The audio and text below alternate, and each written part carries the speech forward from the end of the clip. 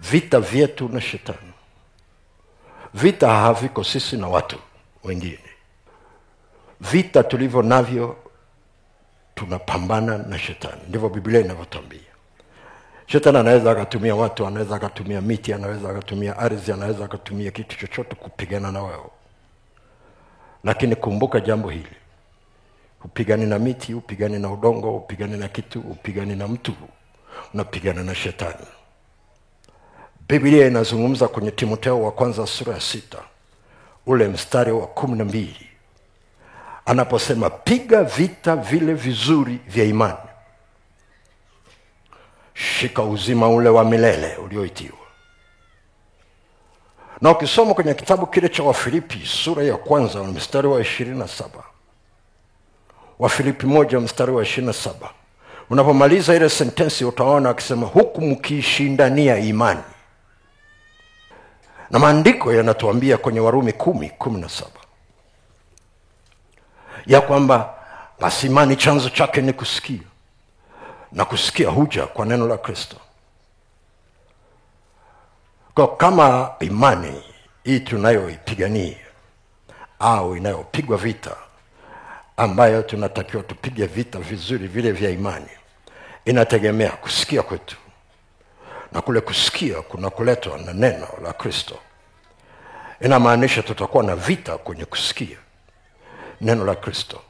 Hatutakuwa na vita kwenye kusoma. Hatutakuwa na vita kwenye kusikia kwa jinsi ya nje.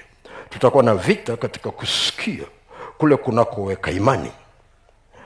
Imani ni kuwa na uhakika ya mambo yatarajiwayo. Kufuatana na Waebrania 11 mstari wa 1. Ni bayana ya mambo yasiyoonekana. Kwa hiyo inamaanisha vita vitakuwa vinapigwa hapo, kwamba hata ukisoma neno, ukisikiliza neno, usipate uhakika wa kesho yako.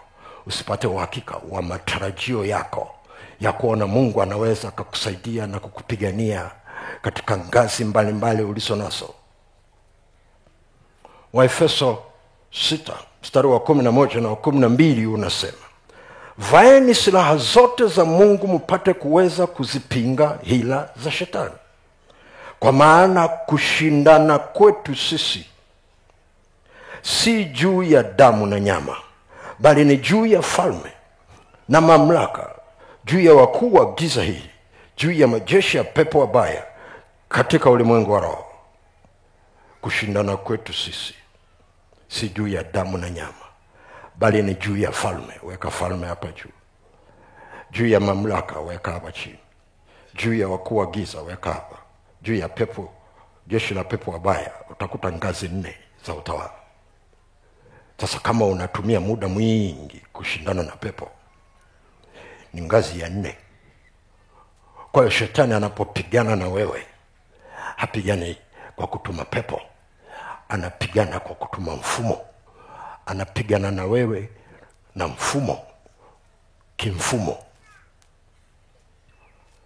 Na ukisoma kwenye kile kitabu cha waraka wa kwanza wa Yohana sura ya 5 ule mstari wa 4.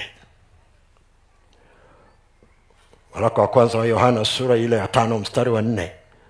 Utakuta kule mwishoni kwa ile sentensi anasema, huku ndiko kushindako ulimwengu. Hiyo imani yetu. Kushinda ulimwengu kunategemea imani yako. Atawae imani yako ili siwe na nguvu ya kushinda ulimwengu, kwa sababu yeye kaweka mfumo wake katika ulimwengu wa roho. Anapigana katika ulimwengu wa roho kimfumo. Kwa hiyo anayetaka kutushinda kwenye ulimwengu wa kiroho na ulimwengu wa kimwili, atapigana na sisi juu ya imani tulio nayo.